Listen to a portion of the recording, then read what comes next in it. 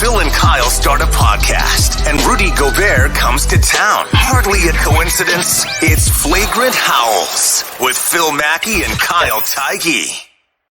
That's right. We're the ones that get things done around here. So we're going to start a podcast. The only way we're going to do it is if you trade for one of the greatest defensive players in modern NBA history. And that brings us here to episode 3 of Flagrant Howls. Kyle is now back, hopefully somewhat rested from his Vegas Summer League experience. And this whole episode is going to be all about the things that you learned, good, bad, and ugly, from Vegas Summer League. Was this your first Summer League? No. So ironically, I started going back in like 2009. That was the Steph Curry, Rubio, like Blake Griffin draft.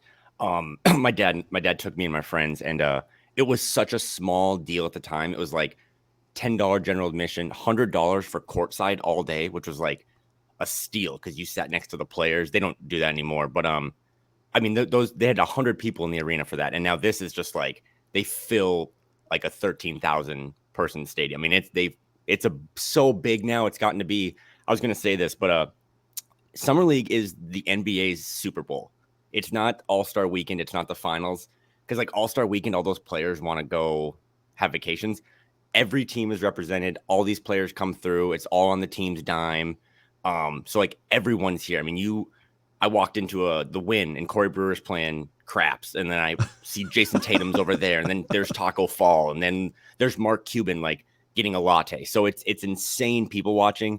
It's a must for any NBA fan or someone trying to get into the industry. It's also great for like getting autographs if you got little kids. So yeah. Summer League has exploded, but it's such a fun time. It's amazing. So I've never been to Summer League, so I'm going to live very much vicariously through the things that you learned.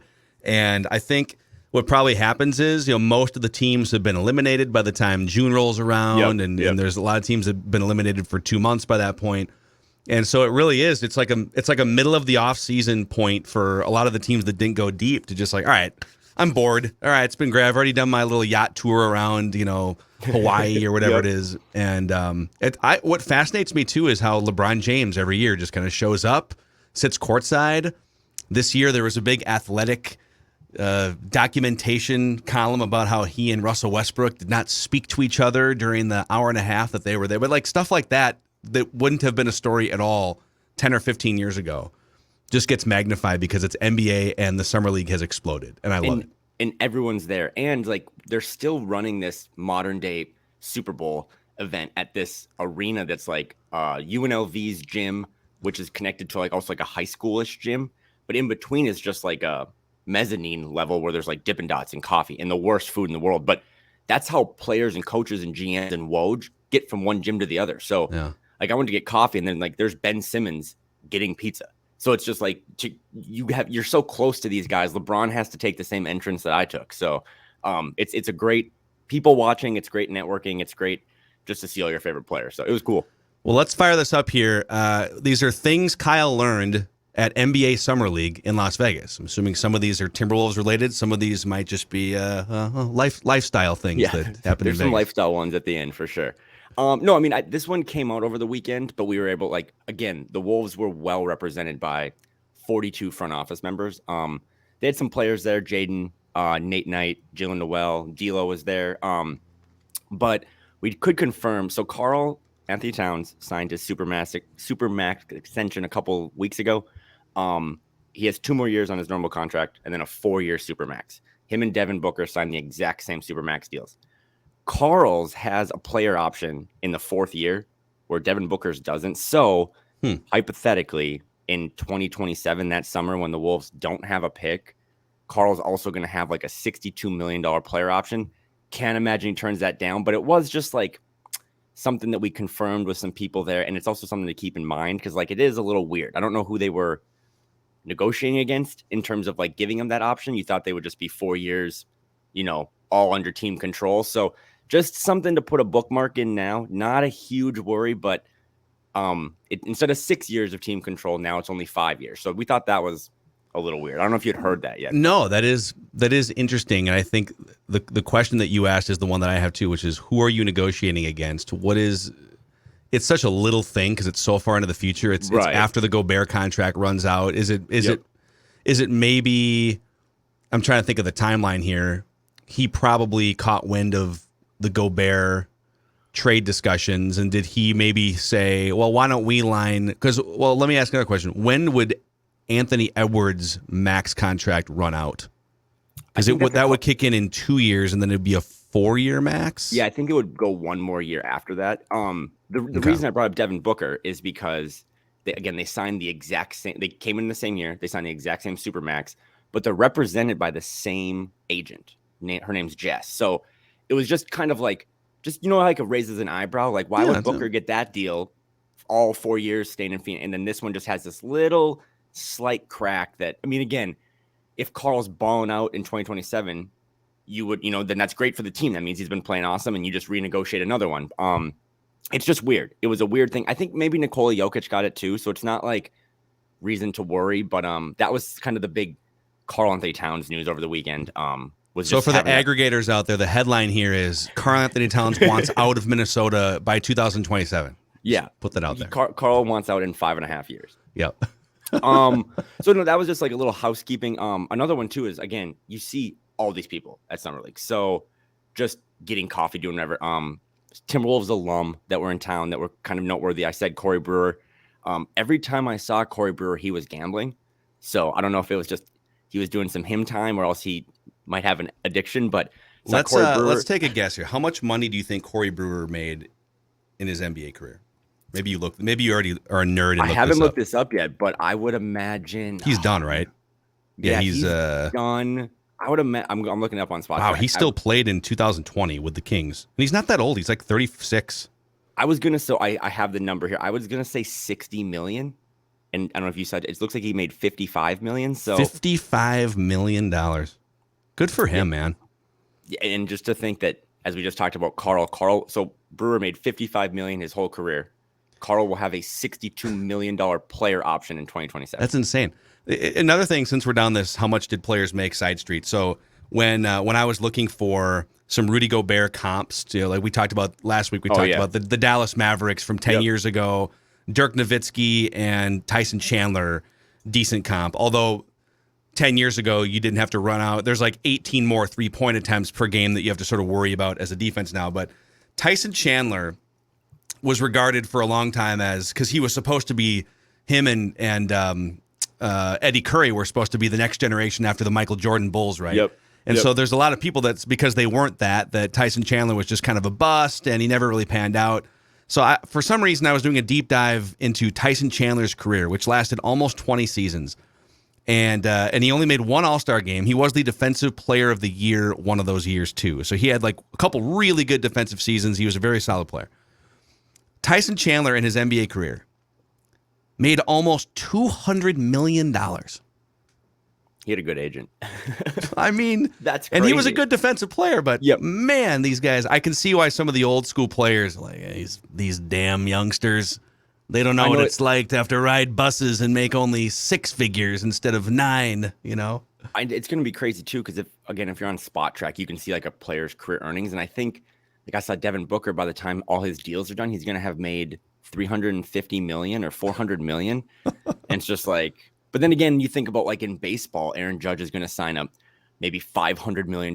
So it's just like these numbers are getting to the point. We actually talked about this with some people in Summer League. Like, we'll probably see a guy have a $500 million, like $100 million a year deal at some point before we all die. Like, that's just where these numbers are going. Yeah, well, hell, I mean, we're going to be 2/3 of the way there by the end of these next max contracts. I remember like when Steph Curry signed a super max of 3 years ago, whatever it was. Like, holy crap, he's going to be making 50, and now very quickly it's 60 at the end, and soon it'll be 70, I'm sure, by the time. Like Anthony Edwards, when he signs a super max, let's see here. So he'll be 22 or 23 when his max kicks in, and so like his first super max will be like 27. Just like Towns, I guess. Yep. By the end of his Supermax, he'll be in his early 30s, and it'll almost certainly be for like $75 million on the back end, I would think, in one season. He's going to be awesome to see what he does with that much money too, right? Like maybe he'll buy the team by the time he's 35 and buy it from A-Rod. That's the other thing. It's like, some of these guys, how many guys could retire from sports? And now it's like these guys retire. Alex Rodriguez retires and like, well, I just got, $1 billion burning a hole in my pocket. I think I'll help buy the Timberwolves. It'll be great. So back to the alum. Like I said, saw Corey Brewer, Dario Saric, Jared Vanderbilt was in town, hanging out with the Jazz a little bit. He was in good spirits. He was not happy, by the way, with the way the Timberwolves sent him off in a group Twitter graphic. It was here's goodbye to all 4 of these guys, and Jared retweeted like, "What? Can't even get my own graphic." And I think he was trolling, but that whole thing came up a couple other times throughout the weekend by just like, like we're talking to media people from Denver or stuff. They're like, yeah, that was kind of weird, right? Like they couldn't send 4 separate tweets. And as someone who sends a lot of tweets, I was like, yeah, that probably wouldn't have been that hard. But he was in good spirits. He's a huge human. I forgot about how big he is and how jacked he is. Tayshaun Prince, saw him. He was, I think he's with the Grizzlies front office. He was cool to talk to. David Vanterpool was in town. Tom Thibodeau, Ryan Saunders. So the Wolves played the Nuggets on Friday. So Ryan Saunders was there on behalf of the Nuggets because he'll be an assistant coach. He was in great spirits as well. Chatted with him. I think the biggest one we saw, sitting courtside for the Knicks game one night, was our former friend Gerson Rosas. Yeah, he was there with another person you might recognize. Yeah. And then good one for night, them. Yeah, good for them. One night too, I was out with Dane Moore and Jace Frederick. We ran into Josh Okogie at the Aria. He actually spotted us, came over and like kind of thanked us and talked a little bit.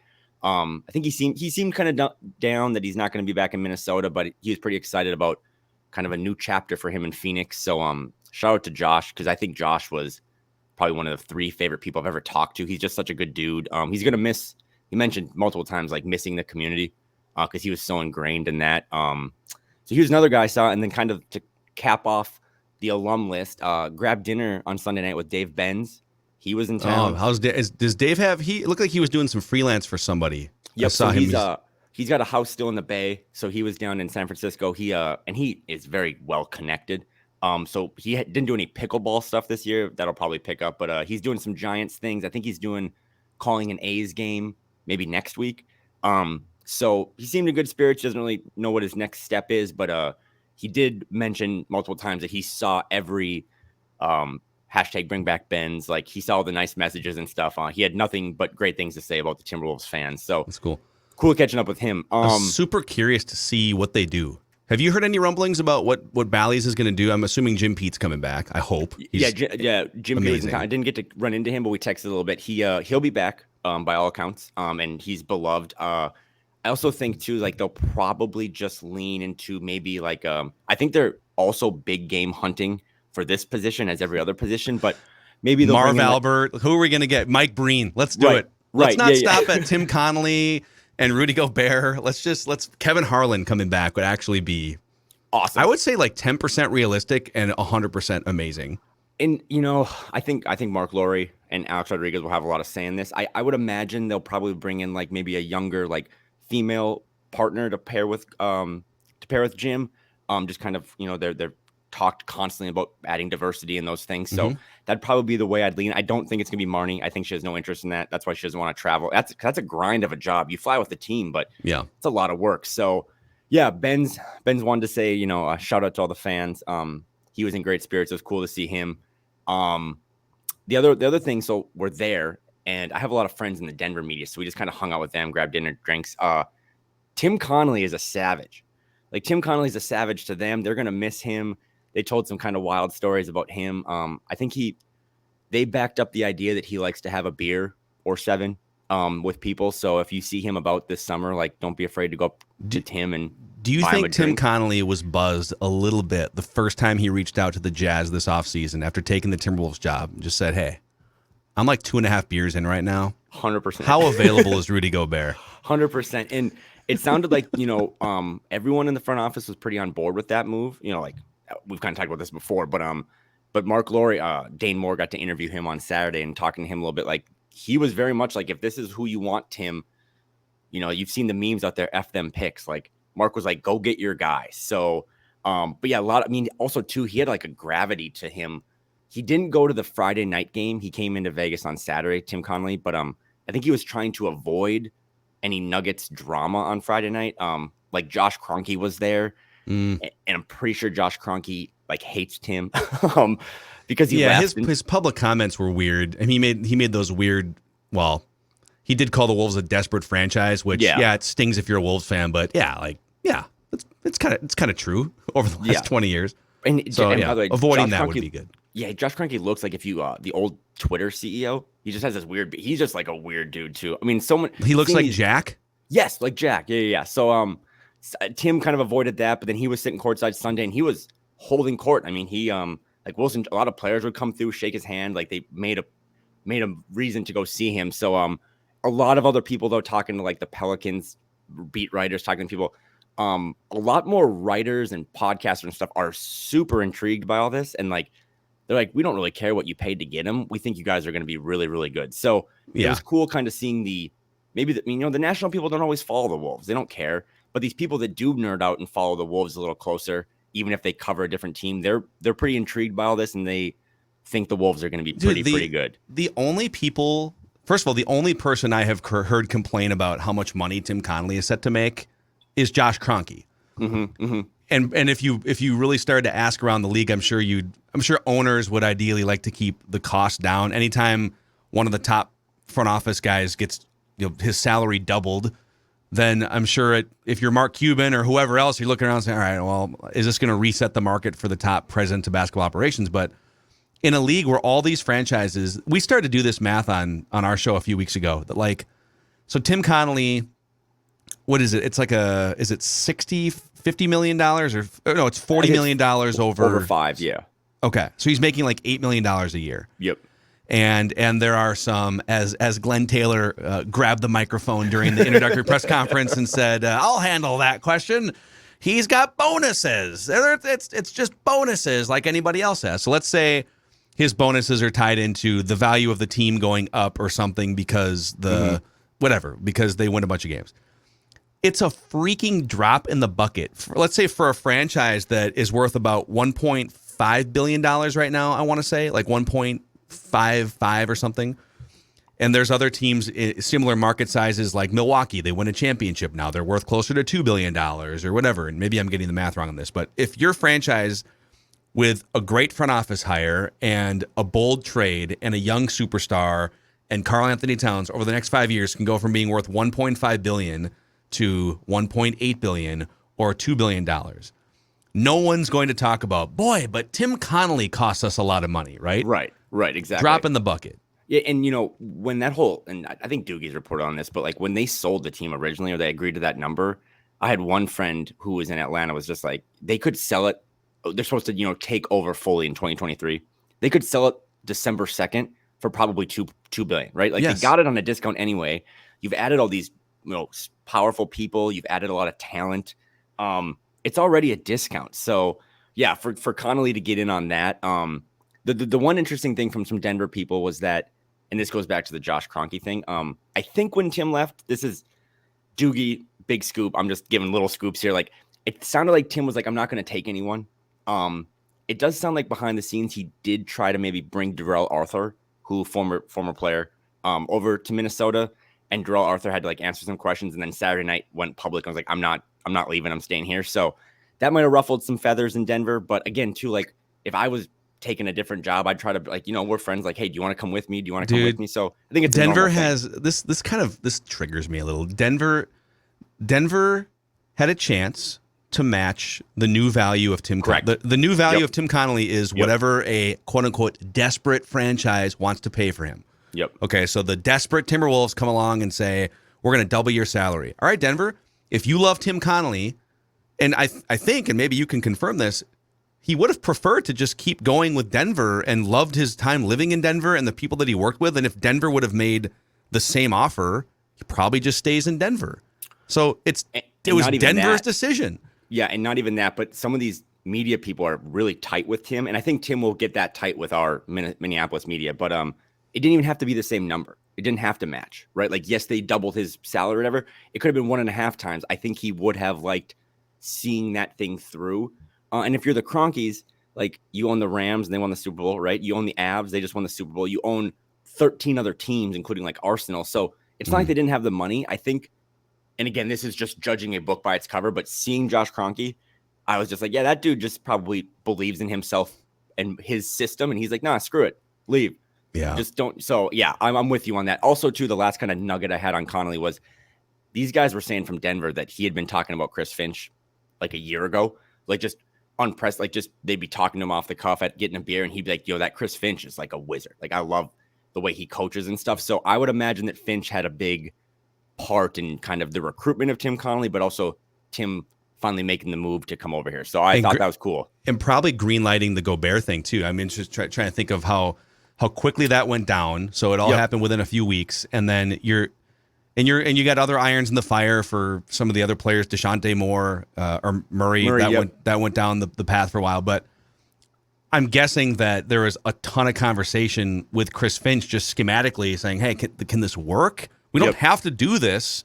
This is kind of all of our careers here. We're putting our legacies on the line a little bit by making this trade. So tell us if you don't think this can work, and we will take the assets that we would trade for Gobert and maybe move them somewhere else. And smart people got into a room and said, no, we can make this work. And you think back at the trade deadline, it was just really Finch and Sachin. But we had heard over Summer League that like the Wolves had really kicked the tires at that time on like Domantas Sabonis, who would have been a much less exciting fit on this team next to Karl because they both kind of have defensive liabilities. But having interest in a big at that time kind of leads me to believe that Finch had a lot. I mean, I knew Finch liked the Walker Kessler draft pick at the time. Gobert's just a better version of all that stuff. But I think Finch probably has been looking for a while. It's like, I want to play big. I've done it before. I've shown I can make it happen. So I'm with you on that. I think Finch had a lot to say in this. Yeah. All right, let's keep going down the list of things Kyle learned at NBA Summer League in Vegas. We're on bullet 4 here. Like maybe we should actually talk about the games. Oh yeah, that's right. Josh Minott. Let's talk about the first game. It's funny. I had for our Monday, we do statements on Mackey and Judd. Yep. And got a couple glasses of red wine in me and watched the first Summer League game, and I had these are all of my Summer League observations ready to rock for Monday. And then the other game happened, and they combined for like 13 fouls between the two draft picks. I said, well, maybe we just ignore that one, and I'll just bring my excitement from game one. But yeah, what did you observe watching those two games? I was sitting on like media row there. I was with Jason Dane, and we were amped for that first game on Friday. Sunday night, I was glad to be there, but we couldn't have cared less. I think it was because at one point the two teams were 3 for 50 from 3. Yeah. And you could just feel that energy. No. So we got to talk to Josh Minott a lot, got to talk to Wendell Moore. Two really great people. Very different personalities. Wendell Moore seems like Kevin Burleson mentioned this. He's coaching the team. He described him as having an old soul. Mm-hmm. He does. He sounds like he's a 35-year-old guy talking. Josh Minott is like a 14-year-old kid talking. He is way more like Ant off the cuff. But yeah, he was awesome in his first game. I also think Sunday's games sucked. Those guys, and Wendell Moore brought this up when we talked to him. You know, they had their season, and then they went straight into 2+ months of like workouts and draft stuff. And then you go, like, you get drafted, and you go do a press conference, and you do a week of practice, and you go to Summer League. Wendell Moore's like, I haven't really, like, he's from Duke. He's like, I don't know if I've been to my apartment in like 2 months. So I think those guys are starting to get tired legs. But Friday night, Josh was awesome. We were talking to Jonathan Sharks from The Ringer, and he had mentioned some story about Josh Minott where he was recruited to Memphis by like the second in command there, the assistant. Meanwhile, Penny Hardaway had recruited like Duran, who got drafted like in the lottery, and then Imani Bates, who was a really big time prospect. So Penny went and got his 2 guys for the front court, and then this assistant went and got Josh Minott. So once they all got together, Penny's guys kind of got preferential treatment, right? Like they got the minutes. So I think it kind of bummed Josh out. He probably didn't realize what he was signing up for, and it kind of affected his play in Memphis, his mood. And I think that's why he probably dropped in the second round. But anyone you talk to after you asked, like I was talking to a Pistons guy after the Gobert thing, he goes, what do you think about Minott? So he had a lot of buzz for being drafted like 48th overall. Yeah. So that was pretty cool. And he's a great interview. If you ever get him and Ant in the same room this season, it's going to be must-watch TV. Well, the other fascinating thing to me is you see sometimes these kids when they're 17, 18 years old going into college and maybe they're a one and done, or maybe they go play overseas. Isn't that what LaMelo Ball wouldn't play in like the Australian League or something? And then you look at his numbers and you're like, it's kind of unimpressive. But then when you unleash some of these talented players in the Summer League or in the NBA, they look totally different. And Josh Minott, I believe that was the most points he scored if you take all 33 of his freshman games at Memphis and then this Summer League game on Friday night. That's the most points. It was like 10 rebounds, a couple of 3. He looked like this free-flowing player that almost like I don't want to make a direct comparison to Jaden McDaniels because I think they have different skill sets and they're different in certain ways. But it just looked like, oh man, that's not the player that you might have saw at Memphis, and it's certainly not a player that was limited to like 9 minutes in some of the end of season tournament games. But you unleash them in a more wide open NBA environment, and they just react differently. You know? Him and Jaden, when they show up to training camp, are going to be like the Spider-Man meme, right? Like both highly touted high school guys had a bad year in college, and again, it does affect your draft stock. But I think that's another reason why the pick was awesome, because I think we already know that he was a first round talent. Like there aren't 43 players better than him. And to your point on Tuesday, yeah, he hit 2 threes, which we didn't really know was part of his game. He hit 2 threes in all of his time at Memphis. So we asked him about that. He's like, yeah, I've been working on my jump shot. I can't wait to show that the next level. But he's just a really good kid. He described himself as a lawnmower to Dane when he's like, yeah, once I get going, I don't stop. I don't know if he's ever mowed a lawn before because that's not how it works with the bar, but he's going to be the new Josh Okogie for energy. He loves bringing energy. He has a chip on his shoulder. So, but he's bigger too. It's like the problem with Okogie is like he's like 6'4". He's like a power forward, but he's 6'4" and he can't shoot. You know, and no offense to Josh, but when he came up to us at the Aria, I had a beer or 7, and I was just like, man, he is not much bigger than I am. And that's unfortunate, right? Like you probably wish he was 6'6". He's got long arms. But I heard when he turned around, he had an empty Starbucks cup and he clanked it off the garbage cans. That's what my sources had told me. Yeah, I can't confirm, but I wouldn't be against that. No, great human being though. That was a completely unnecessary drive-by by me. I digress. He's great, and he had such great things to say. He'll be back in Minneapolis, I'm sure, a lot. Wendell Moore too. Again, he old soul. He didn't look as big. He's not going to be the biggest or the fastest or the most athletic. They're playing him a ton at point guard as just kind of the experiment in summer league. So, but I think, and this happens in other sports, but I think when you put Wendell Moore around just better players and he was being asked to do a lot of first option type stuff in summer league. When he's like the 5th option, he does have a nice stroke. He does understand the game. So I think he's going to be maybe he's their 3rd point guard behind D'Lo and J-Mac this season. But so I saw I was going through just some different, drafts scouting report websites on Wendell Moore. And one of the NBA comps I saw, it was an old school throwback comp to the 90s, late 80s, 90s, Ron Harper. Like Ron Harper. Oh, yeah. Senior. Yeah, that's a good one. Yep. And it's like, okay. Ron Harper was initially a shooting guard coming out of college. And he was like a 20 points per game guy, I think with the Pacers for a number of years. And then he goes to the Bulls and plays with some of the greatest players of all time as a point guard, 6'6", big body point guard, just a defensive terrorizer at the top of the key. So I think that would be sort of a best case scenario for Wendell Moore. But could he be? He's 6'5", right? Could he be sort of a big bodied combo guard who can get hands in passing lanes and knock down some threes? Maybe not as a primary scoring option, but that's interesting to me. Yeah, and I think, too, if you're Finch, having like Jordan McLaughlin and Wendell Moore be your 2nd and 3rd point guards gives you like a trust factor that like they're going to run the offense. They're going to get in your second lineup. Like you're just trying to get whoever's out there as a starter, whether it's Cat and 4 subs, you're just trying to get the right guys of the ball. And Wendell Moore, I mean, he didn't pop physically, but he popped talking about the game. He popped talking about all the things he's learned and can bring. So I'm excited to watch him play. We also, just to go off the Wolves rookies, Matteo Spagnuolo was there. He seems like a really good kid. He'll be over in Italy. But he was funny to listen to. And then the last little note was, I don't know if Friday night you saw that game, that Kevon Harris, he had that left-handed dunk. Yeah. That actually, I was on sports. I got out of my chair. I did the most inappropriate media thing of all time. But he's like a 25-year-old. He grinded with the Raptors G League a little bit, but he was cool to talk to too, right? Because it's 19 and 20-year-olds that already have a silver spoon a little bit with like, they're going to have a contract. They're going to be in the league. Well, he's 25 and just trying to this is like one of his last chances. And he's a dog. He has such good energy. It was really, I almost got emotional talking to him. Like he's really trying to make this dream work. So I hope the Iowa Wolves pick him up. Yeah. I don't know what his status is for next season, but if he's on the Iowa Wolves, he would be kind of worth checking out a game just because he has a lot of skill. He's older and he doesn't want the dream of being in the NBA to die. So he's 25. He's been grinding. Can you answer a dumb question for me? We were trying to figure this out on Mackey and Judd the other day. Can anyone can play in the summer league, right? Like if you wanted to, if the Wolves decided, you know what, Memphis, we're going to put Rudy Gobert on the court in a summer league game and jam it down your throats. Like, you would never do that, but like, you could. It's not like NFL practice squad rules where they have to be, first 2 or 3 years in the league. If you wanted to put LeBron James in a summer league game, in theory, you could, right? Yeah, that we randomly joked about that, but yes, you can play those guys. Also, too, like from one spectrum, Gobert all the way to the other side, you see their rosters have like 16, 17 guys.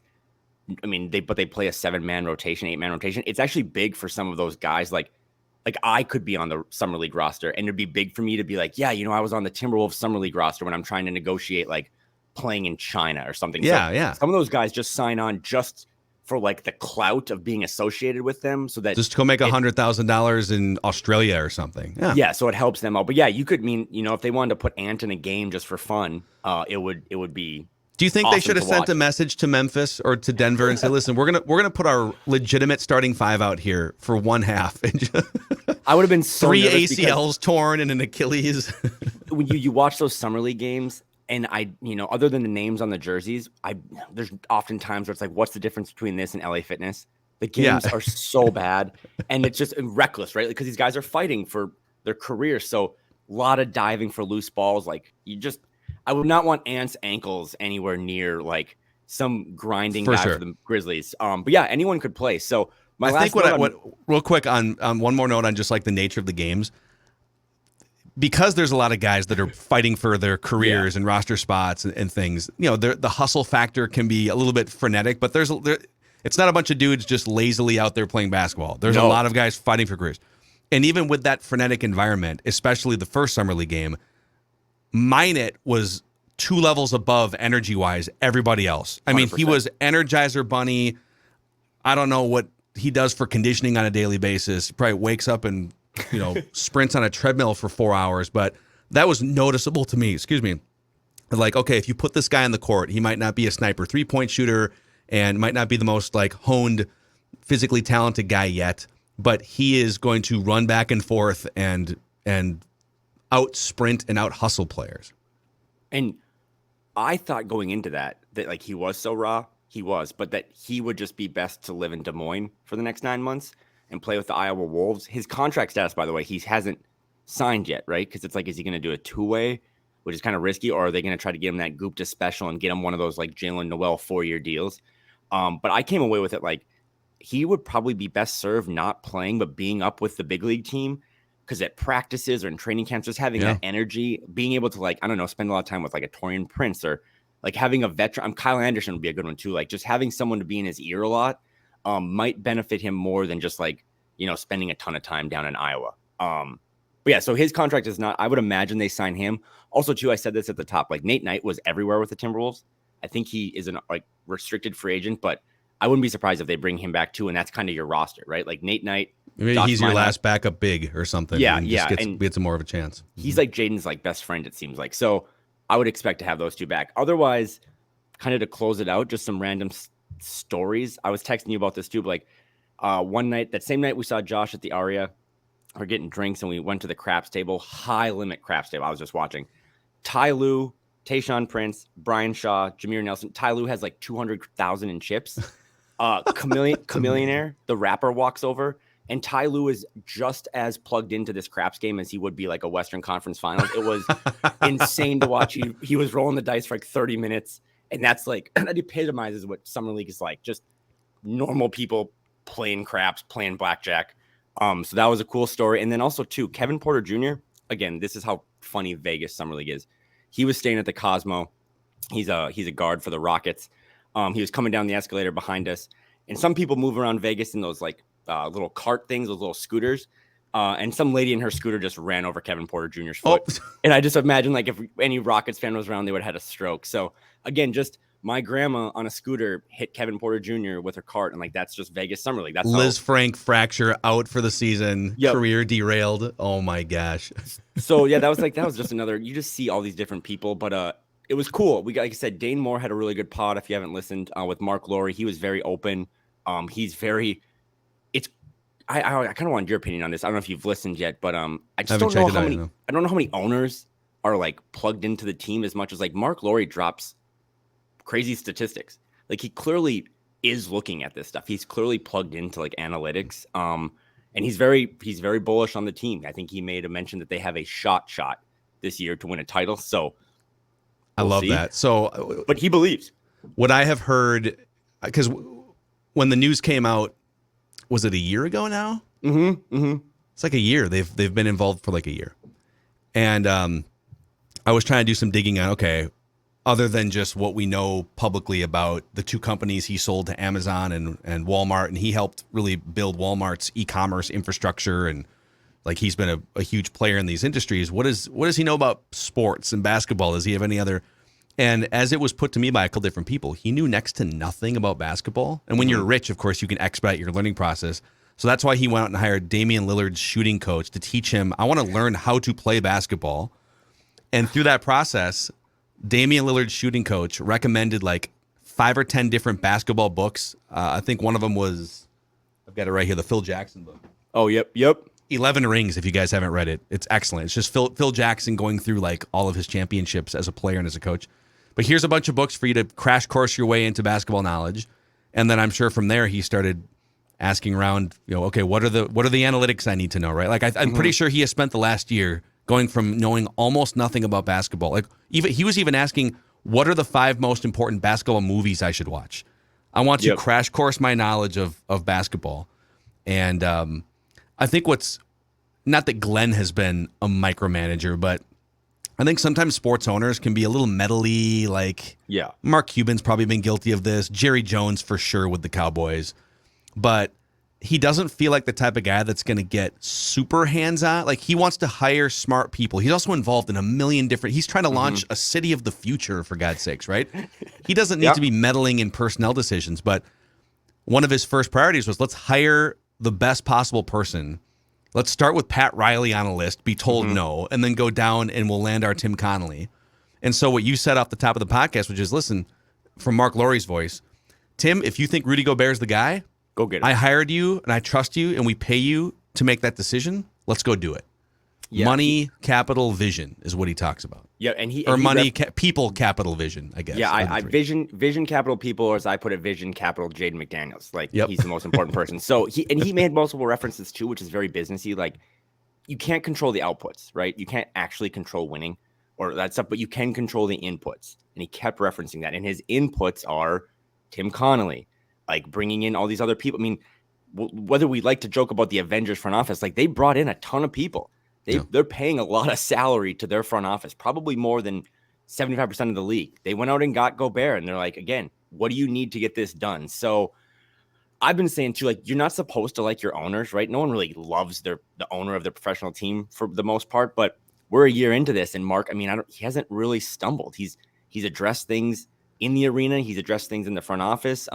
They kept ticket prices the same. Those are going to jack up at some point, but that's what you do when you win 50 games and you have a lot of fun guys. So he's delivered on everything he said. And I think he's engaged and has his input, but I also think he knows, like, this is Tim's decision. That's Chris's decision or Finch's decision. Like, he's not going to be having his input in the starting lineup. So far, so good. Yeah. Maybe the most impressive thing he's done is come in here as a minority owner with, 2 years down the road when he initially bought in with Alex Rodriguez, but he has massaged the Glenn Taylor relationship so well in a way where Glenn has essentially said, yeah, man, just go do what you got to do. Go spend $8 million a year on a new president of basketball operations. Go trade for Rudy Gobert. I mean, I'm sure Glenn also is signing off on some of these things and making some of these people look him in the eye, which is another thing we didn't get to. We have like a minute left here, but in our last minute here, what are your thoughts on Andrew Wiggins discovering rebounding for the first time?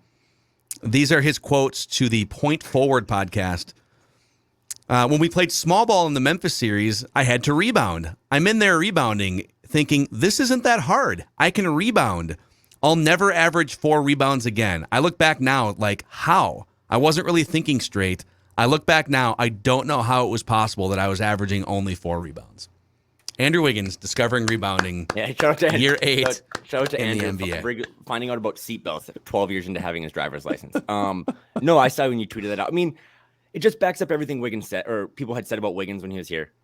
He's actually probably one of the nicest guys in the league. He just loves his family. He loves his kid. He loves playing video games. But he's just clueless.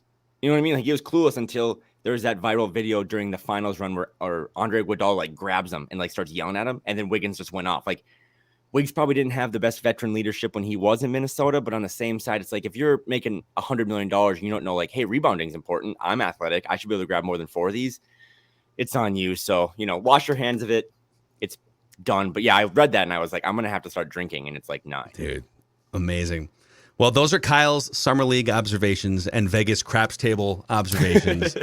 Great stuff. And I know we're kind of winding down the heat of the offseason here, but we have a million other things that we will dive into in the coming weeks here on Flagrant Howls. Maybe we can start cobbling together some fun guests at some point too. Yep. And this is about as excited as I've ever been for a Timberwolves season. So 3 months. You, me, and everyone else that covers this team and covers the league, like they were one of the hottest topics in town, them and Kevin Durant. So I'm excited to get things started. Awesome, man. Thanks, everyone. And if you could, if you've subscribed either on Spotify or Apple to the standalone Flagrant Howls podcast, if you could give us a 5-star rating and a positive review. And also, if you could click subscribe on the Score North YouTube channel and the like button on this episode, it'll help spread the word to fellow Timberwolves fans. We'll see you next week on Flagrant Howls.